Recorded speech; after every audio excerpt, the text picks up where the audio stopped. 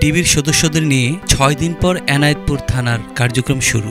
সিরাজগঞ্জের বিধ্বস্ত এনায়েতপুর থানার কার্যক্রম টানা ৬ দিন বন্ধ থাকার পর আবার শুরু করার ঘোষণা দেওয়া হয়েছে।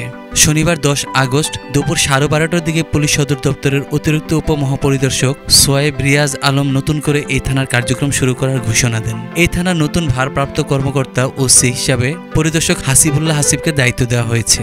এই থানার নতুন ভারপ্রাপ্ত কর্মকর্তা ওসি হিসাবে পরিদর্শক হাসিবুল্লাহ হাসিবকে দায়িত্ব দিয়ে বিধ্বস্ত এনায়েতপুর থানা সচল করা হয়েছে। তাকে সহায়তা করার জন্য জেলা গোয়েন্দা পুলিশের ১০ জন সদস্যকে এখানে সাময়িকভাবে যুক্ত করা হয়েছে। ওসি হাসিবুল্লাহ হাসিব গণমাধ্যমকে বলেন, আমরা থানার সেবা কার্যক্রম সহজভাবে পরিচালনার জন্য এলাকার জনগণের সহযোগিতা কামনা করছি। জনগণের জানমালের নিরাপত্তা সহ এলাকার আইনশৃঙ্খলা রক্ষায় আমরা জনগণের সঙ্গে এক হয়ে কাজ করতে চাই। ৪ আগস্ট বৈষম্য বিরোধী ছাত্র আন্দোলন চলাকালে এনায়েতপুর থানার ওসি আব্দুর রাজ্জাক সহ ১৫ পুলিশ নিহত হন। থানায় ভাঙচুর ও অগ্নিসংযোগ করা হয়। বিষয়টি নিয়ে দেশজুড়ে ব্যাপক চাঞ্চল্যের সৃষ্টি হয়। সেই থেকে থানার কার্যক্রম বন্ধ ছিল।